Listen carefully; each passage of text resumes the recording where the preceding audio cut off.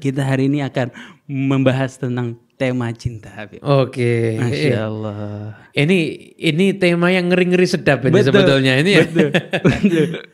Betul Habib. Masya Allah. Cinta itu kalau banyak orang nanya ke Al-Fakir, cinta itu hukumnya apa sih? Anak jawab, cinta nggak ada hukumnya. Emang ada hukum yang mengatur cinta, Habib? Hukum syariat Islam yang mengatur cinta. Saya pernah dapat pertanyaan ketika ngisi suatu kajian, agak unik pertanyaannya. Itu, Habib, bagaimana hukumnya mencintai suami orang? Bingung kita ini mau jawabnya ini. Ini mau kita jawab, boleh. Ya nanti terjadi sesuatu yang gak diinginkan. Betul. Mau kita jawab gak boleh ya. Amanat ilmiah, kita tuh harus menyampaikan apa adanya. Betul. Kalau cintanya, itu gak ada hukumnya. Betul. Tapi ekspresi untuk menyatakan cinta itu yang ada hukumnya. Sama kayak kita makan. Makan hukumnya mubah. Ya. Tapi bagaimana kita mendapatkan makanan itu yang ada dan hukumnya. apa yang dimakan. Betul. Itu yang. Jadi cinta nggak ada hukumnya. Betul. Cinta nggak ada hukumnya. Tapi bagaimana mengekspresikan cinta itu yang dihukumi di situ. Yang mengekspresikan cinta dengan cara-cara yang baik. Ya berarti kita hukumi halal.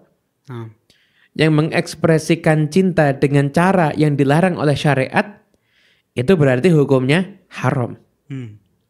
Berarti kurang lebih kembali kepada cara mengekspresikan cintanya. Betul. Makanya termasuk orang yang dianggap mati syahid itu ketika orang mati dan memendam cinta. Iya. Mati memendam cinta dan gak mau sampai berbuat yang haram atas nama cinta dan dia sampai mati karena itu. Maka itu termasuk orang yang mati syahid. Masya Allah. Jadi cinta dipendem boleh, Beb ya? Ya boleh dalam aja. rangka menahan diri dari melakukan. Jangan sampai berbuat sesuatu yang haram. Gitu. Mati syahid tuh. Bayangin. Beb, mati syahid, Beb. Masya Allah. Beb, sebelum kita membahas hukum halal haram. Sebenarnya cinta itu definisinya apa, Beb? Cinta itu apa, Beb? Cinta itu apa ya? Para ulama itu memang mendefinisikan cinta banyak sebetulnya. Ya tapi kalau bisa kita ambil kesimpulan cinta itu ya keterikatan hati dengan sesuatu. Jadi kurang lebih ya bahasa simpelnya kan. Kita kan podcast gak usah bahas yang berat-berat repot nanti ya. Betul. Simpelnya itu keterikatan hati terhadap sesuatu. Seperti orang yang cinta dengan seseorang, maka hatinya dia akan lari ke sana terus. Akan lari ke sana terus. Contoh, dia cinta sama seorang yang suka warna pink. Setiap dia lihat warna pink, ingat orang itu. Betul. Nah, karena ada keterikatan. Betul. Keterikatan hati. Sama dia. Nah, ada keterikatan hati. Itu namanya cinta seperti itu. Jadi bahasa simpel seperti itu. Di mana hati kita itu condong ke sana dan ada keterikatan hati di situ, ya berarti cinta. Kita sudah cinta. Oh gitu. Ya Allah. Kalau kita terikat pagi-pagi bangun tidur mikirin utang, siang-siang kerja mikirin gimana kerja supaya dapat uang, kemudian mau tidur kita pikirin besok gimana nih cara nyari uang. Itu kan artinya keterikatan. Berarti kita lagi mencintai uang. Ya dunia tadi itu. Mencintai dunia. Kecuali kalau memang gini. Kita juga kadang-kadang kan ada. Saya di Solo kumpul sama anak muda. Betul, sama jadi, saya juga. Curhatannya kan macam-macam. Betul. Orang pengen punya rumah gede, mobil mewah, itu cinta dunia apa enggak? Tergantung. Yang ada di pikiranmu apa kalau kamu udah dapat rumah gede, mobil mewah itu? Iya. Ya pokoknya asik. Ya berarti cinta dunia. Pokoknya asik ya. Nah, pokoknya asik kan punya duit banyak, asik kan, mau apa-apa bisa. Ya cinta dunia kalau begitu. Betul. Tapi kalau yang kamu pikirkan itu, siapa yang punya rumah besar, buat apa? Oh buat nyambut tamu. Oh buat tempat musafir-musafir yang pergi biar bisa sejamu. Siapa yang punya duit biar saya jadi manfaat untuk orang lain. Itu akhirat. Itu akhirat, itu bukan dunia. Artinya dia suka hal itu sebagai sarana aja. Sebagai sarana. Jadi dunianya jadiin kendaraannya untuk dia meraih kedudukan tinggi di akhirat. Betul. Gak ada masalah kalau semacam itu. Kalau ada cinta, ada syahwat. Atau bahasa Indonesianya nafsu. Beda gak Beb antara cinta sama syahwat? Beda. Cinta itu sama syahwat beda. Bedanya apa, Bib? Jadi gini, jangan kadang-kadang banyak yang salah mengatasnamakan syahwat itu dianggap sebagai cinta. Itu yang keliru. Nah, hakikat cinta itu kalau kata para ulama, la yanqusu bil jafa wa la yazdadu bil wafa. Artinya, nah, cinta itu nggak berkurang sekalipun dia mendapatkan perlakuan buruk, dan nggak bertambah sekalipun dia mendapatkan kebaikan. Full mentok udah. Itu baru hakikatnya cinta. Syahwat tuh nggak gitu. Seneng kenapa? Ya karena urusannya rata-rata fisik. Betul, karena biologis, kebutuhan biologis ya. Begitu fisiknya berubah, syahwatnya bisa hilang. Hilang. Bahkan cintanya fisik hilang. Tanpa berubah pun, karena terlalu sering bisa hilang kok. Awalnya dia seneng karena penasaran. Bosen begitu syahwat. ya. Namanya bosen kan bisa hilang syahwatnya. Nah itu namanya syahwat. Tapi kalau cinta nggak hilang. Nggak berkurang sekalipun dapat perlakuan buruk. Dan nggak bertambah sekalipun mendapatkan kebaikan. Masya Allah. Makanya kita ini berat kalau mau ngaku cinta berat. Kalau tanya tentang cinta kita bilangnya baru belajar cinta gitu aja. Ajib. Jangan ngaku cinta ya, baru belajar cinta gitu Ajib. Masya Allah, Bib. Kalau memang cinta itu seagung itu, Bib, maksudnya maknanya sedalam itu, bagaimana kita sebagai seorang muslim seharusnya menggunakan cinta, Bib? Gunakan untuk sesuatu yang positif ya. Gunakan untuk sesuatu yang positif. Berarti manusia itu akan cenderung mencintai sesuatu. Nah, maka gunakan cinta kita itu cinta yang akan mendatangkan manfaat juga di akhirat. Saya pernah baca keterangan di satu kitab. Ini nggak berat kok, mesti gampang dicerna ini. Di kitab Syarah Sahih Bukhari karya Ibn Hajar. Ketika membahas hadis orang akan mendapatkan kelezatan iman itu syaratnya 3. Di antaranya ayyakunallahu wa rasuluhu ahabba ilaihi mimma siwahuma. Allah dan Rasulnya lebih dia cintai dibandingkan apapun selain keduanya. Nah, udah diterangkan oleh Ibn Hajar, yang dimaksud mencintai Allah dan Rasulnya di sini itu hubbul akli, cinta karena akal. Cinta itu dibagi jadi 2. Karena akal. Ada hubbul tabi'i, ada hubbul akli. Cinta karena watak, cinta karena akal. Cinta karena watak itu nggak perlu pakai belajar. Bapak punya anak pasti cinta sama anaknya. Sudah natural. Udah natural. Jadi nggak ada. Bagaimana ya saya mencintai anak saya, nggak ada begitu. Nggak ada begitu. Sudah pasti ya. Sudah pasti. Tapi kalau cinta Allah, cinta Rasul itu harus pakai akal. Sama seperti orang yang sakit, dia akan rela minum obat yang pahit. Kenapa? Bahkan dia suka sama obat yang pahit itu. Kenapa? Karena dia tahu di situ ada kesembuhannya dia. Dia tahu manfaatnya. Tahu manfaatnya. Begitu juga. Itu berarti akal apa tabiat? Akal itu akal.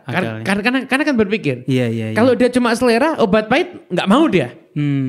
Obat pahit kok ngapain saya minum? Betul.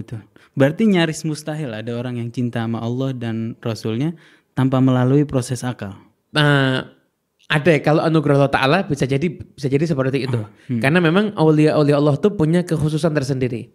Seperti manaqibnya Syekh Abdul Qadir Al-Jilani. Beliau ketika dilahirkan, ketika bulan Ramadan, beliau nggak pernah mau minum susu di siang hari. Kenapa? Memang dijaga Allah Ta'ala. Sekalipun bayi nggak minum susu ibu karena menghormati Ramadan. Puasa. Nggak puasa tapi menghormati Ramadan. Nggak bisa dikatakan puasa masih bayi kok. Iya. Jadi kan memang ada orang spesial. Nah tapi kan langka itu. Langka betul. Itu kan langka. Nah, yang umum ini ya kita harus melalui proses akal. Jadi ngapain nih kita cinta sama apapun selain Allah dan Rasulnya. Sedangkan yang betul-betul mencintai kita itu Allah dan Rasulnya. Yang cinta yang bermanfaat kepada kita itu ya Allah dan Rasulnya. Ngapain kita cinta sama yang lain? Betul. Nah kalau manusia itu menggunakan akalnya. Betapa kita ini udah dimanja sama Allah. Kita berbuat dosa dikasih nikmat. Ya Allah. Kayak bayangin coba setiap kita berbuat dosa langsung dapat azab. Hancur badan kita. Betul. Nggak kuat badan kita kan? Betul. Iya kan? Bahkan kita berdosanya Anda pakai. bayangin aja nih. Iya. jalan. Mungkin lagi jalan di mall. Oke. Ya di mall itu kan pakaiannya kan macam-macam ya. Iya. Ya, yang pakai hijab ada, yang nggak pakai hijab banyak. Ya, banyak. kan begitu. Kemudian kita kalau sekali nggak sengaja ngelihat sekali kan nggak apa-apa. Betul. Tapi kalau ngelihat terus melotot kan baru dosa ya. Dosa, betul. Mungkin setiap kita melotot mata kita jadi -1. Kira-kira udah minus berapa di mata kita? Kira-kira udah buta, naudzubillah min dzalik ya kan. Kita nih maksiat mesti kasih nikmat. Allah sudah memanjakan kita seperti itu. Masa kita nggak bisa sih menemukan cara untuk mencintai Allah dalam kehidupan kita? Seperti perjuangannya Nabi Muhammad SAW. Beliau mencintai kita bahkan sebelum kita ini diwujudkan. Memikirkan umatnya, mendoakan umatnya. Seperti itulah. Dengan proses akal ini, maka akan ketemu orang cara untuk mencintai Allah dan Rasulnya melebihi apapun selain keduanya. Nah kalau dia sudah bisa mencintai Allah dan Rasulnya, baru dia boleh mengatakan saya mencintai karena Allah. Sekarang kan enggak. Gaya buat status. Betul. Atau ngerayu, saya mencintaimu karena Allah. Cinta Allahnya aja belum kok mencintai karena Allah. Iya kan? Betul. Ya Allah kan mencintai kamu karena Allah tapi ngomongnya lewat chat. Berkholwat dalam tanda kutip salah juga dia bermaksiat tapi ngakunya kan lucu ya. Saya mencintaimu karena Allah tapi dia nggak cinta sama Allah. Iya. kan nggak masuk akal kalau begitu. Betul. Ya tadi Habib benar banget. Sedikit nampol saya Habib. Makanya saya tertegun 2 detik tadi, Masya Allah. Betapa Allah Subhanahu wa taala ketika untung 2 detik, nggak lama. Kalau lama-lama bisa bubar nanti podcastnya. Bisa bubar ntar. Baru habis listrik, AC mati. Jadi Habib tadi bilang bahwa bagaimana Allah Subhanahu wa taala bahkan mencintai kita, menunjukkan cinta dan rahmatnya saat kita berbuat dosa. Bayangkan kita menggunakan fasilitas kita saat berdosa pun pakai fasilitas dari Allah Subhanahu wa taala. Kita berdosa misalnya ngelihat hal-hal yang berbau-bau syahwat lewat HP, matanya dari Allah. Pulsanya, kuotanya rezeki dari Allah. Kita makan makanan haram, lidahnya kita bisa menikmati makanan itu dari Allah Subhanahu wa taala. Kita bisa ngambil harta bukan pada hak kita. Kekuasaannya diberi dari Allah Subhanahu wa taala. Gimana Allah Subhanahu wa taala ngasih kasih sayangnya bahkan ketika kita berlaku maksiat tadi ya. Masya Allah. Jadi ya kita ini bahasa apa yang tepat tuh kita dimanjakan sama Allah kita. Betul. Ya sama Allah. Jadi ya kelewatan lah kalau sampai kita kebablasan itu aja, kelewatan. Betul. Jadi kesimpulannya adalah orang yang berakal sehat tidak mungkin tidak cinta sama Allah dan Rasulnya, begitu. Kurang lebih seperti itulah. Oke, sekarang beralih ke syahwat, Habib. Kalau tadi kita udah cinta sama Allah dan Rasulnya, lantas syahwat itu apa, Habib? Syahwat itu lebih ke hawa nafsu ya. Hawa nafsu. Jadi syahwat itu sesuatu yang natural memang ada dalam diri manusia. Makanya syahwat tersebut disalurkan melalui jalur yang diatur dalam syariat. Jadi syariat itu datang bukan untuk memusnahkan syahwat. Karena kalau syahwat musnah bahaya, Beb. Bosan hidup, Beb ya? Ya, pertama terus orang buka warung nggak ada yang laris. Bener. Syahwat itu kan macam-macam. Ada syahwat makanan, ada syahwat hubungan biologis dan lain sebagainya kan. Syahwat itu harus penting, itu ada dalam kehidupan. Iya. Tapi syariat ini datang untuk mengatur syahwat. Artinya kita bukannya harus mematikan syahwat, bukan tapi mematikan atau mengontrol. memusnahkan, tapi mengatur syahwat tersebut. Menjinakkan. Jadi kita yang mengatur syahwat, bukan syahwat yang mengatur kita. Gitu. Itu namanya syahwat. Jadi syariat datang untuk ngatur itu semuanya. Syahwat senang dengan lawan jenis itu syahwat. Diatur. Misalkan ya harus ada hubungan pernikahan. Pernikahan itu ada syarat-syaratnya dan sebagainya. Itu juga untuk hubungan suami istrinya pun juga diatur. Karena maaf kalau lagi sedang dalam keadaan menstruasi kan nggak boleh berhubungan suami istri. Kan diatur semua itu dalam syariat. Betul. Jadi jangan sampai seseorang yang mengikuti syariat itu dia terkesan sebagai budaknya syahwat. Allah. Tetapi justru dia yang bisa memperbudak syahwatnya dia. Bukan dia diperbudak sama syahwatnya dia. Iya. Gitu. Ada berapa jenis Bib objek syahwat? Kan tadi Habib bilang nggak cuman lawan jenis ya. Lawan jenis kemudian ke Banyak sih makanan. Syahwat pengen ngomong. Iya kan? Ngomong. Pengen ngomong, syahwat pengen dikenal orang. Banyak itu nggak bisa unlimited itu jenisnya. Pokoknya segala sesuatu yang sifatnya Kecenderungan hawa nafsu. Hawa nafsu itu syahwat. Sering ditunggangi sama syahwat. Oh begitu ya. Memang apalagi syahwat keterkenalan itu syahwat yang gak ada ujungnya tuh. Kalau makan kita ada kenyang. Ada kenyangnya. Kalau berhubungan barangkali ada capeknya. Ada capeknya. Kalau apalagi misalnya ya harta kita udah ada bosennya begitu. Mobil bagus makin bagus. Tapi terkenal nggak ada ujungnya kayaknya. Cinta jadi gini, gila hormat. Jadi orang kalau dia tuh cinta sama harta, mengorbankan semuanya untuk mendapatkan harta. Betul. Agamanya pun dikorbankan. Allah naudzubillah. Tapi kalau orang udah cinta sama kedudukan, dia mengorbankan agamanya plus mengorbankan hartanya demi untuk mencari kedudukan. Mencari kedudukan. Nah itu. Makanya sampai ada pembahasan di kitab tasawuf terakhir yang keluar dari orang yang akan ditunjuk dari kekasih Allah Ta'ala adalah cintanya dia terhadap kedudukan. Yang terakhir dikeluarkan. Ya Allah, bahaya tuh ya. Bagaimana kita melatih diri supaya bisa mengontrol syahwat, supaya kita nggak terjerumus gitu dalam kesyahwatan. Tidak terjerumus dalam mengikuti syahwat. Ya, jadi tentunya begini ya, Jadi kalau nafsu itu ibarat kuda, nafsu itu jadi gini, kita harus punya ilmu ya. Kita harus punya ilmu, karena dengan ilmu itu nanti kita bisa ngontrol diri kita. Makanya tidak ada kata berhenti untuk cari ilmu. Karena sekalipun orang sudah tua tuh tetap bisa dapat godaan syahwat. Syahwat pengen selalu dihormati, itu syahwat. Iya kan? Betul. Pernah ada yang tanya, saya udah usia tua, masih perlu cari ilmu atau enggak? Ya, kita akan jawab, ya. Husnul khotimah itu juga pakai ilmu.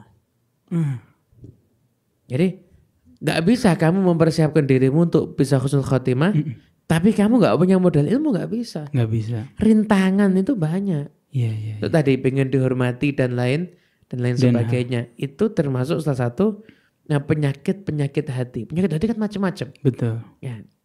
Obatnya penyakit hati itu apa? Obatnya penyakit hati itu diantaranya adalah dengan ilmu tadi itu. Jadi pertama, walaupun ada obat dengan amal ya, seperti orang kalau rajin zikir, insya Allah hatinya bisa bersih, ada. Namun obatnya juga harus dipikirkan dengan ilmunya. Pertama pokoknya kalau kita mau bisa mengendalikan syahwat dengan ilmu. Harus punya modal ilmu. Modal ilmu. Ini caranya ini. Dan harus selalu dituntut karena memang sampai mati selalu ada godaan. Kita perlu ilmu. Kita selalu perlu ilmu sampai kapanpun juga. Yang kedua tentunya ya minta petunjuk dari Allah Ta'ala ya. Tapi itu kan juga masuk kategori ilmu juga sih. Taunya harus minta petunjuk kan juga lewat ilmu juga. Bib, ini seru banget Bib kalau kita berbicara masalah syahwat ya. Maksud Ana, gimana cara kita mengontrol syahwat? Ada satu syahwat yang sulit dikontrol sama anak muda zaman sekarang Bib. Syahwat kepada lawan jenis. Dan ada pendapat satu orang Bib yang lumayan bikin kontroversial. Katanya kalau orang kalau orang pacaran tapi tujuannya nikah itu nggak apa-apa. Itu gimana menurut Habib? Gini. Kita kalau mau bicara tentang sesuatu dan kita mau menghukuminya, kita harus sepakat dulu maksud pacaran itu apa di situ. Iya. Kalau cuma sekedar saling kenal, say hello, ataupun nanti setelah itu ketemu tetap di situ bertiga, nggak berdua, ada mahram. Hanya sekedar itu. Jadi fulan seneng dengan fulanah. Dia datang ngelamar. Saya tuh lamaran diterima. Kemudian saya tuh atau lamaran belum diterima. Jadi dia datang ke sana ngobrol bertiga misalkan. Ngobrol bertiga misalkan. tanpa ada syahwat ya, tanpa ada syahwat yang berlebihan sampai harus memandang wajahnya terus seneng, ada gitu ya.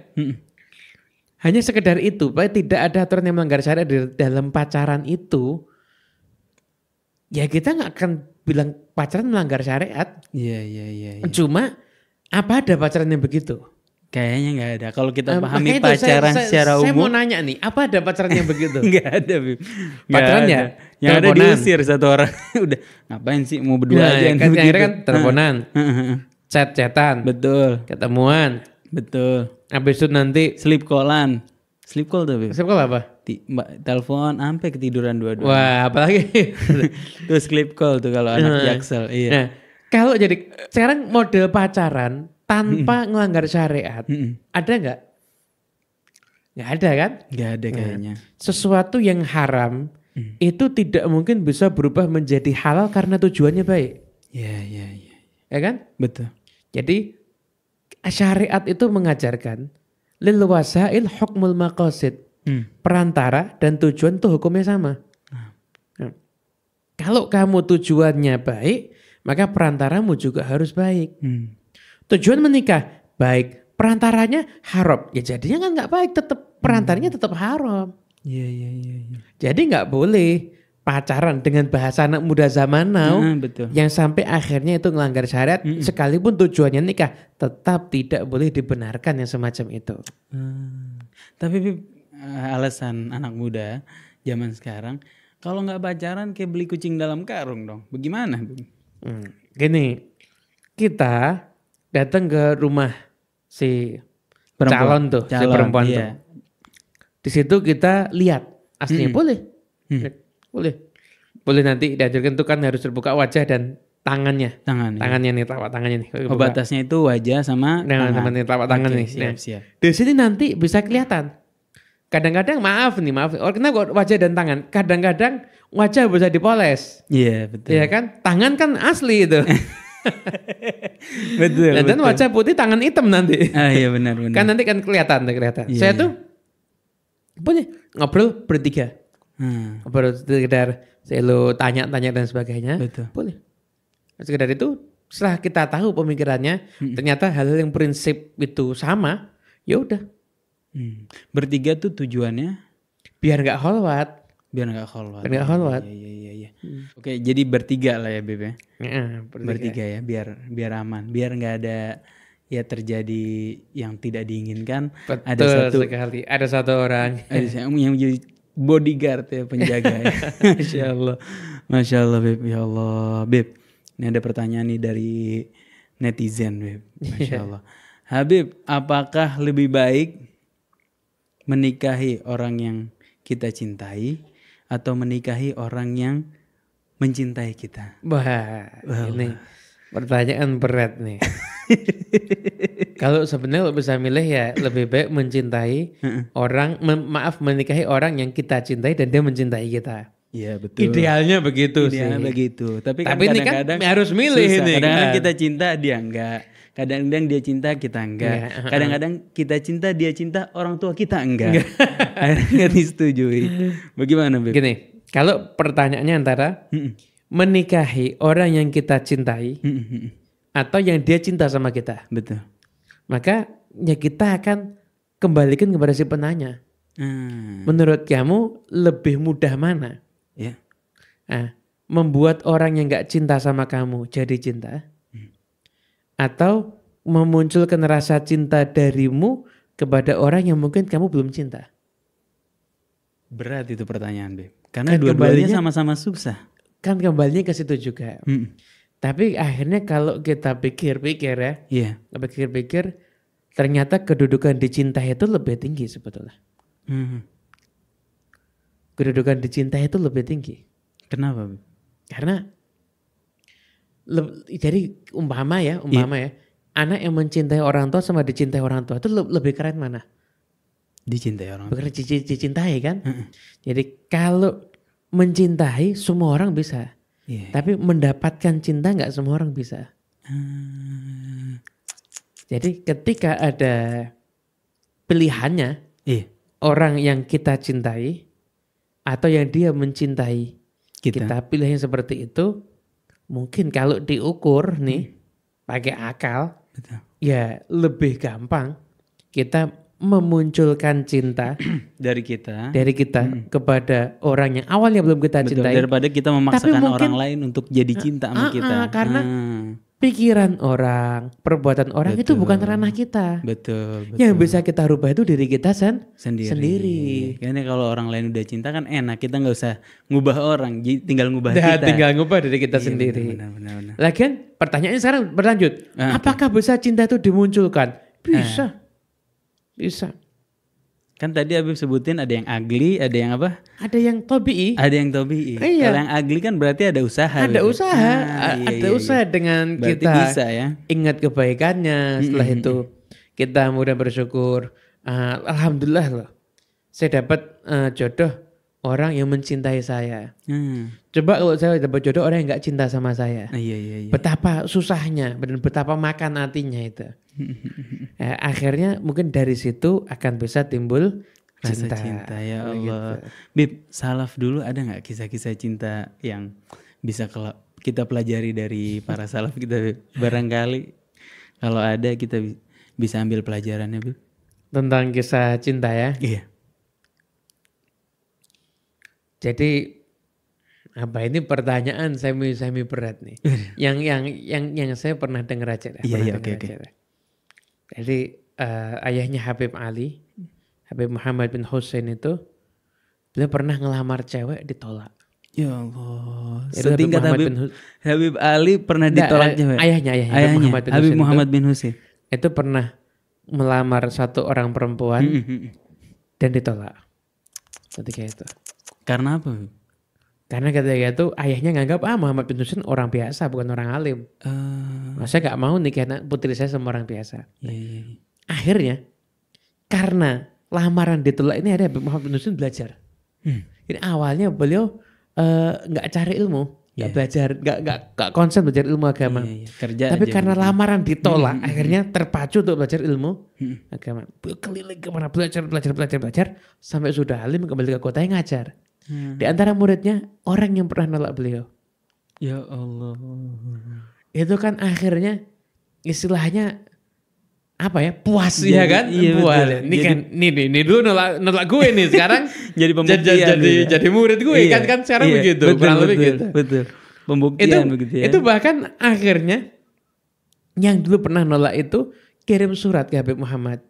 Tolong sediakan waktu untuk saya dong, saya mau belajar privat nih. Yang jawab keluarga Habib Muhammad. Katanya kamu nggak mau nikahin putrimu sama dia, kok sekarang minta belajar privat. Sama orang tadi kemudian jawab, sekarang pilih putriku yang mana yang dia mau, saya langsung nikahin sama dia. Akhirnya nikah. Enggak nikah tapi. Oh, enggak. Tetap enggak nikah Ya sama Allah. sama si putri dari Masya Allah. tersebut. Jadi Masya Allah. ya kadang-kadang jadi apa, lamaran ditolak itu Betul. jangan dianggap suatu hal yang negatif. Ini kan kisah cinta Betul. juga Itu kan. jadi pecutan beliau, Cinta malah jadi bertepuk ulama. sebelah tangan. Betul. Tapi karena cinta yang bertepuk sebelah tangan akhirnya menjadi seorang ulama. Ulama, Kalau ada orang bahas apakah belajarnya itu enggak ikhlas. Sekalipun awal motivasi beliau itu karena urusan cinta. Tapi ketika ilmu sudah masuk dalam hati, maka ilmu yang sudah masuk dalam hati itu yang akan menjadikan beliau itu menjadi seorang yang ikhlas. Masya Allah. Buktinya apa keikhlasannya? Ketika beliau sudah jadi orang yang hebat, beliau enggak mengejar cinta lamanya lagi. Tapi beliau mengejar cintanya Allah Ta'ala. Kenapa? Dengan mencari calon perempuan, calon istri yang bisa beliau jadikan untuk partner dakwah beliau. Jadi sudah bukan memilih istri seperti beliau yang dulu. Tapi memilih istri seperti beliau yang telah menjadi orang yang berilmu, yang telah mengemban amanah dakwah tersebut. Allahu Akbar. Masih ada waktu nggak, Beb?